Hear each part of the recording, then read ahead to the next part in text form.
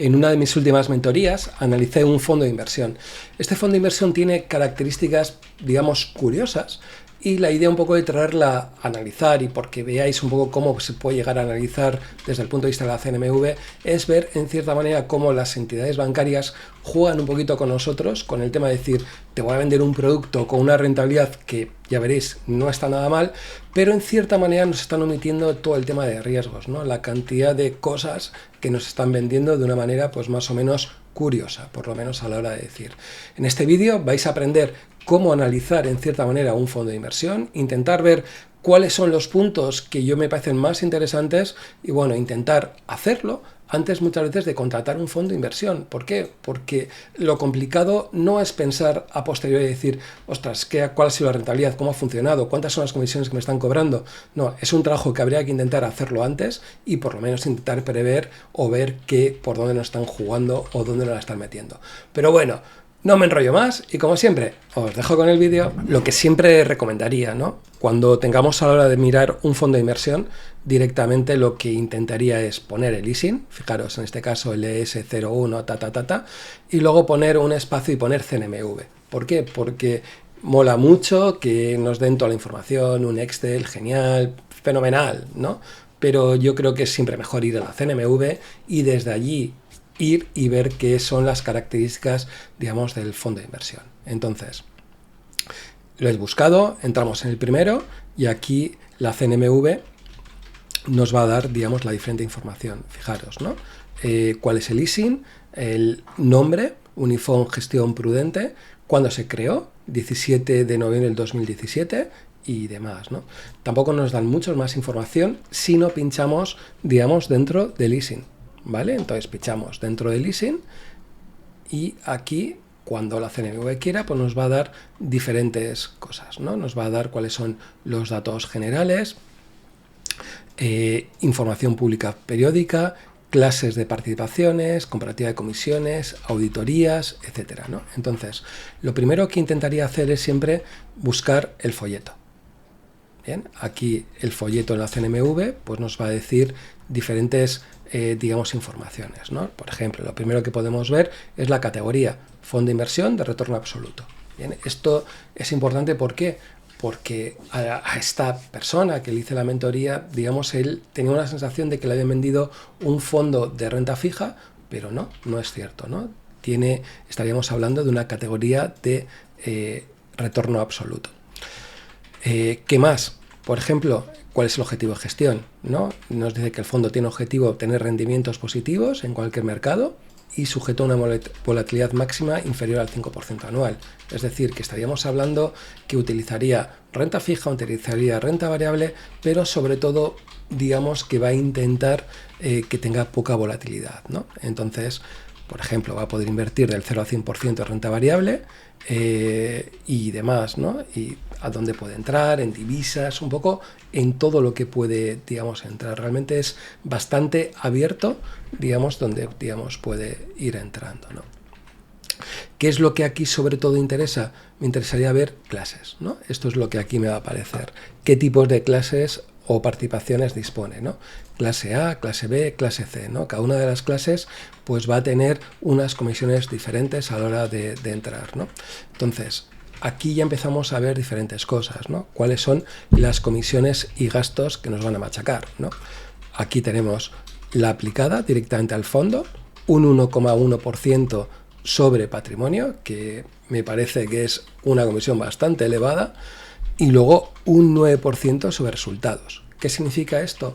Que si, por ejemplo, tú ganas un 10% con este fondo, pues un 0,90% te van a cobrar desde el punto de vista de resultados o dentro de todo, ¿no? Y adicionalmente nos cobrarían un 0,05% sobre patrimonio. Es decir, que estaríamos hablando que podríamos andar entre pues unos 50, unos 60, digamos, de comisión en este fondo de inversión que busca poca volatilidad y que en cierta manera pues me parece un poco importante, ¿no? Fijaros también en la clase B, ¿no? La clase A es lo que tenía, la clase B yo creo que es la misma, 1,19005, correcto. Y luego tendríamos la clase C. ¿no? Que sería, digamos, la más barata, 0,38 y un 9% de resultados. Son el mismo 9% de resultados, lo único que nos baja la comisión, digamos, de gestión. Y aquí, fijaros, estamos hablando de una clase C del 25 de junio del 2021, es decir, desde el momento que entra el fondo, y aquí habría que intentar buscar a ver cómo podemos conseguir entrar en esta clase C, ¿no? Dentro de todo ello. No lo veo así más o menos a corto plazo, pero seguro que en cierta manera a la hora de contratarlo pues veríamos, ¿no? Entonces, esto es la parte más o menos importante, ver primero si tenemos alguna clase que pueda ser interesante, uno, dos, ver cuánto nos van a meter de comisiones. Eso es una parte, digamos, importante a la hora de verlo, ¿no? Bien, ¿qué es lo que luego yo haría? Iría a información público-periódica, bien, pincharía, digamos, aquí, para ver un poquito los diferentes resultados que más o menos han tenido, ¿no? Entonces aquí iríamos abajo y nos van a dar los últimos resultados, ¿no? Fijaros que nos darían, en el 2024 tendríamos semestre primero, que sería primer semestre del año 2024, y el segundo semestre sería como a 31 de diciembre. Digamos que si pinchamos, y vamos a pinchar aquí, nos vamos a dar un poco la situación de cómo ha sido, digamos, el año entero, ¿no? Entonces aquí nos van a dar los diferentes datos, retorno absoluto, lo que antes hemos hablado, un perfil de riesgo de 2 de una escala de 1 a 7, y esto ¿por qué nos ha dado un 2, aunque sea retorno absoluto? Por el tema de volatilidad, ¿no? O sea, mucha gente cree que el perfil de riesgo se relaciona única y exclusivamente a que si inviertes en renta fija, monetarios, etcétera, y no, chavales, no, el perfil de riesgo sobre todo se relaciona al tema de volatilidad. Normalmente la renta fija va a tener menos volatilidad y por eso puede ser un 2, ¿no? Pero no significa que no vaya a tener renta variable como en el fondo nos decían que podían, digamos, tener, ¿no? Nos da un poquito de literatura, que la recomendación sería todos leerla, pero bueno, empezamos a ver un poquito qué es lo que hace, ¿no? Índice de rotación de la cartera, que nos indicaría cuánto es lo que mueve la cartera, ¿no? Un 0,89, que indicaría que no llegará al año, acaba comprando y vendiendo casi toda su cartera, ¿no? No tiene en el semestre, digamos. En el periodo anterior sería 1,12 y en el 2024 habría tenido 1,99. Es decir, que más o menos al año acaba comprando y vendiendo 2 veces lo que tiene, ¿no? Es algo que bueno, dependiendo de la renta fija que utilices, entra dentro de lo normal, pero bueno, a mí personalmente me gustan aquellos fondos de inversión que no tienen tanta rotación, ¿no? O sea, al final es lo que más me gusta, ¿no?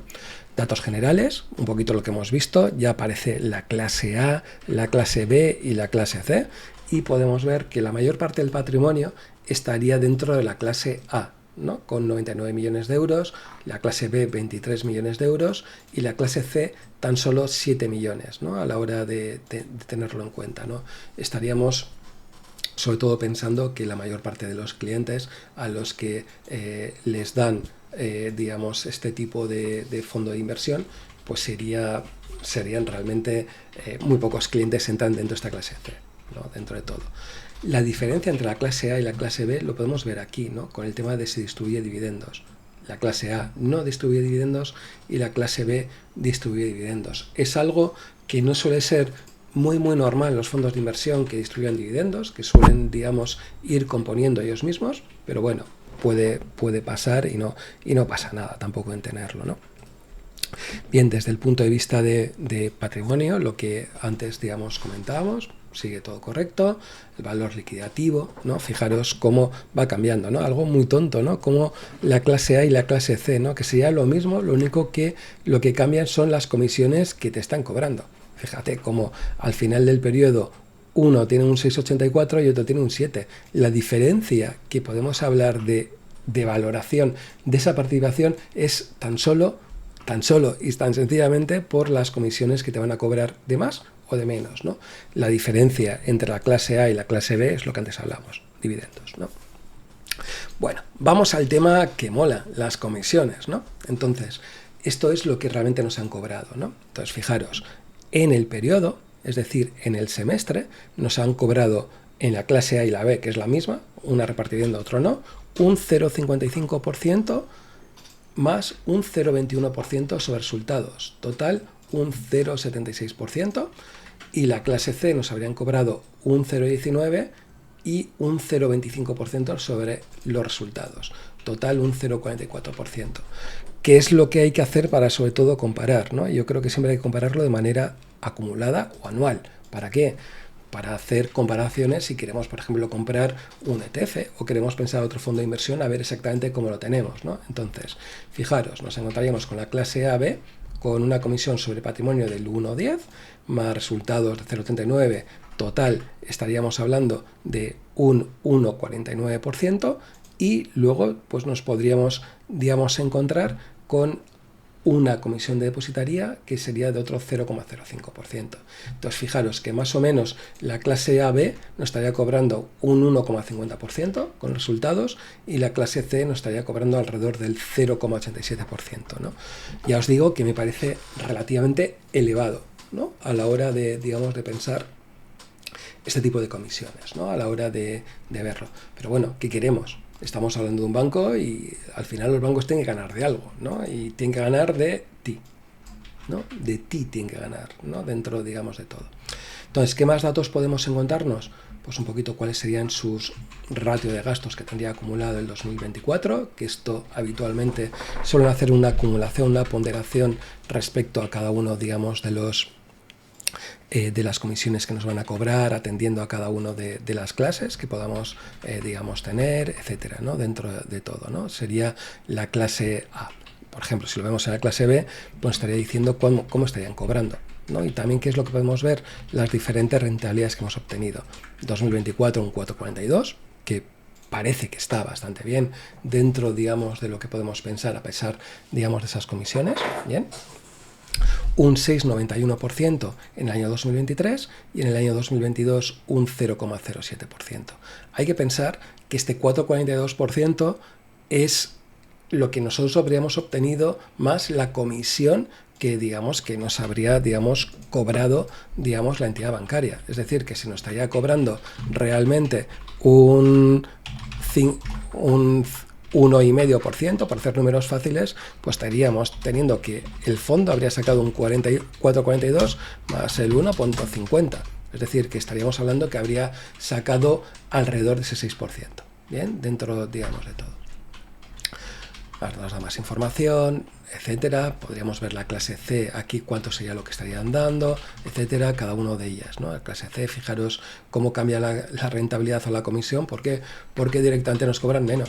O sea, no tiene más misterio, ¿no? Cuanto menos nos cobren, digamos, de comisiones, al final todo eso va a ir a rentabilidad, ¿no? Y eso es algo que, digamos, hay que tenerlo claro, bastante claro, ¿no? ¿Qué es lo que, digamos, también pensaríamos, ¿no? Aquí nos hace una comparativa con la propia gestora, pero bueno, no suele ser algo tan interesante dentro, digamos, de todo como lo pueden hacer, ¿no? Aquí sí ya empezamos a ver un poco cómo es lo que hemos podido tener, ¿no? A la hora de ir viendo, y sobre todo lo que me interesa es esta parte, ¿no? Realmente hacerme una foto desde el punto de vista de qué es lo que tenemos, ¿no? Desde el punto de vista de fondo de inversión, ¿no? Entonces, por un lado, digamos, sobre todo la CNMV nos va a diferenciar como dos partes, ¿no? Lo que pueda ser, o cuatro partes, podemos decir, lo que sea renta fija y renta variable nacional, y otra parte sería la renta fija, renta variable, digamos, internacional, a la hora de ver cómo, digamos, invierte, ¿no? Lo habla internacional, lo dice como exterior, ¿no? A la hora de tenerlo en cuenta. Entonces, desde el punto de vista de total renta fija, fijaros que estaríamos hablando de un 6,44% nacional. En renta variable, digamos, nacional, tendríamos un 2%, tendría algo de inversión colectiva, pero relativamente poco, y total interior tendría un 10%. Es decir, que estamos hablando de un fondo de inversión con un componente, ya podemos ver, bastante internacional. O sea, porque lo que es la parte, digamos, española es un 10%, ¿no? A la hora, digamos, de tenerlo. Iríamos a la parte exterior y nos encontraríamos con que el total de renta fija sería un 76%, tendría algo de renta variable cotizada, un 6,44%, y todo ello es un 83%, ¿no? Entonces podríamos pensar en cierta manera que estaríamos con un fondo de inversión que tendría de renta variable un 6 por aquí y un 2 por aquí, no llega a un 10% y el 90% pues automáticamente iría prácticamente a renta fija, ¿no? Para hacer un cálculo, ¿no? Para ver exactamente dónde estaríamos a la hora de, digamos, de haberlo hecho, ¿no? Entonces, ¿qué es lo que también, por ejemplo, podemos ver según vamos viendo el documento de la CNMV? Pues que utiliza algo de derivados, utiliza bastantes cosas de derivados para cubrir su cartera en cierta manera, entra dentro de lo, digamos, de lo normal, pero bueno, no es algo que a mí sea un apasionado de utilizar derivados, ¿no? en un fondo de inversión con un componente tan claro, digamos, de renta fija, ¿no? Pero bueno, dentro, digamos, de todo. Es un mixto, no es un renta fija, porque tiene ese 10% que hemos visto, digamos, de renta variable. Bien, seguimos bajando para abajo. Sería importante leeros toda esta documentación, información, qué es lo que piensan, deja de tal, pero al final del todo lo que mola es siempre intentar ver a ver dónde leches tienen invertidas las acciones y dónde tiene cada uno de ellos, ¿no? Invertido, ¿no? Entonces, aquí empezamos, ¿no? Que es donde lo tiene la parte, digamos, interior, ¿no? Y lo que es parte importante siempre, vamos a ir viendo, ¿no? Total renta fija privada cotizada a más de un año, ¿no? Que es un 4,53%. Bien, y pues nos aparece empresa naviera Elcano, yo no lo conozco, Ibercaja, bueno, dentro de ello una banca, Unicaja, digamos el propio banco, en el que nos va a dar diferentes obligaciones, ¿no? Incluso podemos ver con el leasing, podríamos ver qué es lo que hay, ¿no? Pero, por ejemplo, si entramos en este mismo de Unicaja, por ejemplo, ¿no? Podemos ver que estaría dando al 5,50% y finaliza en el año 2029. Es decir, que estaríamos hablando de unos 4 años más o menos de duración, que tampoco es tan significativo, ¿no? Luego iríamos a total renta fija no cotizada, que tendríamos también con duraciones relativamente pequeñas. Son sobre todo pagarés. Cuando hablan pagarés, casi siempre estamos hablando de cantidades inferiores a un año habitualmente, ¿no? Es raro que nos encontremos pagarés a 6 años o 7 años, no entra dentro de esa idea, ¿no? Por eso casi todo finaliza en el año 2025 o ha finalizado en noviembre del 2024, etcétera, a la hora, digamos, de verlo, ¿no? Global Dominio, Elecnor, Tubacés, Solmelia, bien, empresas, digamos, españolas, pero que tampoco son para tirar cohetes. O sea, es decir, que desde el punto de vista de nivel de riesgo no serían un AAA ni de coña, ¿no? Dentro de todo, ¿no? Renta variable cotizada, pues 5 acciones, un 2%, apenas nada, Iberdrola, CAF, Santander, Logista, Red Eléctrica, bueno, sin más. Tiene algo de inversión en determinados fondos de inversión. Amchor Investments no lo conozco, Niges tampoco lo conozco, pero entiendo que estaría relacionada a Unicaja dentro, digamos, de todo, ¿no? Bien, total de inversiones financieras interior, un 10%. Vale, vamos a exterior, ¿no? Que es dentro de todo, ¿no? Nos haría una diferenciación de deuda pública cotizada más de un año. Aquí, ¿qué es lo que nos encontraríamos? Pues con unos bonos gubernamentales de estados, bueno, curiosos, Italia, Rumanía. Bien, está guay, ¿no? Pero bueno, tampoco es que sería un AAA ninguno de estos, ¿no? Es decir, que ya cuando empiezas a ver un poco las participaciones que tiene y el tema gubernamental que tenga estos bonos de Rumanía e Italia, esto me huele a que dicen, voy a buscar rentabilidad, que dé una rentabilidad más o menos buena, y el nivel de riesgos, pues bueno, vamos a dar un puntito para que, pues lo que la gente quiere buscar, ¿no? Buscar esa rentabilidad, y el tema del riesgo parece que no tenemos mucha cuenta, ¿no? Luego tendríamos los diferentes bonos, digamos, a diferentes terminaciones. Tampoco son bonos muy largos, ¿no? Fijaros, 2026, 2028, 2027, 2028, más o menos un par de añitos, 2-3 añitos, ¿no? O sea, es lo que veo. Muchos que no conozco, rentabilidades, pues bastante, algunos de ellos bastante buenas. Fijaros como Caixa Eco Montepío, no los conozco, un 10% al 2026, 5,62 al 2028. Bueno, está claro, ¿no? Que tiene que haber esa rentabilidad, ¿no? O incluso, por ejemplo, a veces hay gente que lo mira y dice, si aquí, fijaros, aparece Banco Sabadell al 5,75 para el 2026. Sí, aparece Sabadell, pero no tiene un ISIN ES. Es decir, que estamos hablando que son bonos, obligaciones que ha lanzado el Banco Sabadell fuera, digamos, de España, ¿no? A la hora, digamos, de hacerlo. Tendríamos aquí diferentes cosas, habría que intentar mirar qué es lo que cada uno tiene. está muy diversificado, o sea, fijaros la cantidad de bonos que tiene, que entra dentro de lo pues más o menos normal, ¿no? Dentro de todo, diferentes cupones, diferentes bonos, un poco digamos de todo. Luego estaríamos hablando de renta fija no cotizada en el extranjero, que también tiene algo, pero bueno, es poquito, 1,41%, que tampoco es demasiado, ¿no? Luego entraríamos en el tema de renta variable. Bien, fijaros que tiene ya aquí bastantes acciones, pero casi todas, si lo veis, son acciones europeas, ¿no? O sea, Francia, Bélgica, Italia, Francia, Inglaterra, todo en euro incluso, ¿no? Entonces, es decir, que estaríamos hablando más o menos de un fondo de inversión que invierte un 10% en Europa, más o menos, dentro, digamos, de todo, y un 90% en renta fija, pues más o menos europea, a un plazo relativamente, digamos, corto, ¿no? Tiene también un poquito de algún ETF, pero realmente es residual, ¿no? Digamos, alrededor de este 94% a la hora de hacerlo, ¿no?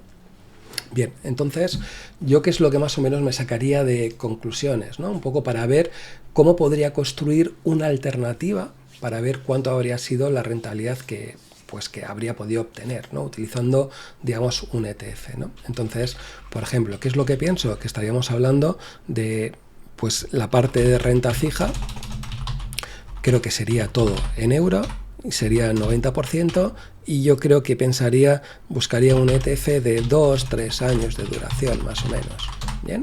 Y luego renta variable, pues sería, digamos, en euro, y pensaría que sería alrededor del 10% más o menos, y sería europea a la hora, digamos, de hacerlo, ¿no? Entonces, ¿qué haría, ¿no? Como alternativa, ¿no? Yo creo que al final es decir, vale, tengo este fondo de inversión, no me convence, voy a coger algún ETF. Voy a hacerlo con ETFs porque yo creo que es más fácil para calcularlo, ¿no? Entonces, por ejemplo, voy a jazzetf.com y voy al buscador y voy a buscar primero las acciones. Bien, entonces voy a poner una región que sea Europa, que sector, estrategia, pues lo daría y iría directamente muchas veces al que más patrimonio tendría, ¿no? Intentaría que sería de acumulación para quitármelo y directamente cogería el más grande. Fijaros, Amundi Stocks Europe 600, que son las 600 primeras empresas, y lo pondría. Bien, aquí ¿qué es lo que me interesa? Es ver cuál ha sido la rentabilidad que habría obtenido en el año, digamos, 2024. ¿no? A la hora de hacerlo, ¿no? Estaríamos hablando que la parte de renta variable habría dado un 9%, ¿no? Entonces, ¿qué es lo que pondría? Pues aquí una rentabilidad obtenida. Y esto me habría dado, vuelve a ser, un 9,0%, igual 9,01%. A ver, que lo pongo en por ciento, perfecto. Y luego iría a buscar un renta fija mixta 2-3 años, ¿no? Pues haría algo parecido, vuelvo a entrar, buscador ETF, esta vez selecciono, digamos, bonos, voy a poner Europa, divisas, pues un bonito euro, y voy a dar aquí una madurez, pues entre 0 y 3 años, yo creo que sería, ¿no? 3-5 no, entre 0 y 3, y tampoco va a complicarme la vida. Voy a ir al primero, al que tenga, digamos, más rentabilidad, al que tenga más patrimonio. Fijaros, este BNP Paribas, un 0,15 de gastos, un patrimonio de 2.000 millones, pues puede estar como una forma, ¿no? Dentro, digamos, de todo. ¿Qué es lo que vemos? 452 participaciones, es decir, que tenemos muy diversificado el fondo, perfecto, replicación física, política es de distribución de dividendos, pero tendrá su parte de acumulación segura, y voy a ver exactamente cuál ha sido la rentabilidad que ha podido dar en el año 2024, que ha sido de un 4,49%. 4,49%. Bien, entonces, ¿cuál habría sido nuestra rentabilidad que habríamos tenido de nuestro fondo? Pues cogemos este 4,49 por el 90% y cogemos el 9% por el 10%. Sumamos ambos y nos daría un 5%, pero aquí me interesa poner más decimales, ¿no? Estaríamos hablando de este 4,94% habiendo, digamos, utilizado, ya veis, dos ETFs muy sencillotes y que habrían tenido este porcentaje, ¿no? Sin habernos complicado mucho, ¿no? Esto tendría que haber sido de algo más o menos sencillo, sin muchas duraciones. Posiblemente alguno habría dicho, ya, pero mejor habrías creado con alguna cosa en el que pondrías una parte de renta fija más corto, o habríamos mirado ver exactamente qué es lo que tiene, porque posiblemente tenga algo de high yield ahí metido dentro de todos esos bonos, o cuando tienes un bono que no cotiza, la probabilidad de que sea high yield también es enorme, ¿no? Pero bueno, podríamos haber replicado este fondo de inversión con algo parecido, ¿no? 4,94% contra la rentabilidad que hubiera obtenido, con la rentabilidad que hemos obtenido con este fondo de inversión, de un 4,48%. ¿no?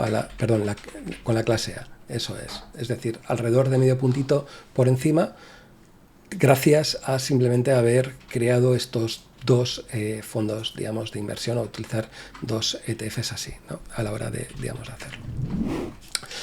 Y bueno, nada más. Espero que en este vídeo un poco haya valido para ver un poquito cómo los bancos, pues más o menos dónde nos cobran las comisiones, cómo intentan jugar con, digamos, de todo, cómo obtener, digamos, esa rentabilidad extra, cómo haciendo de una manera bastante sencilla, cogiendo dos ETFs, podríamos en cierta manera replicar una estrategia más o menos parecida, sacar más rentabilidad. Es más, yo te diría que posiblemente yo creo que podríamos sacar un poquito más rentabilidad, porque seguro que tienen un porcentaje de high yield más o menos simpático y que hace que esa rentabilidad sea, ¿no? Ya veis que como los bancos patrios juegan con nosotros, juegan con darnos esa rentabilidad que parece que esto va muy bien, pero se nos esconde muchas veces en cierta manera a cambio de esa rentabilidad qué riesgo estamos asumiendo. Pero bueno, como siempre, no me enrollo más y nos vemos en el siguiente vídeo.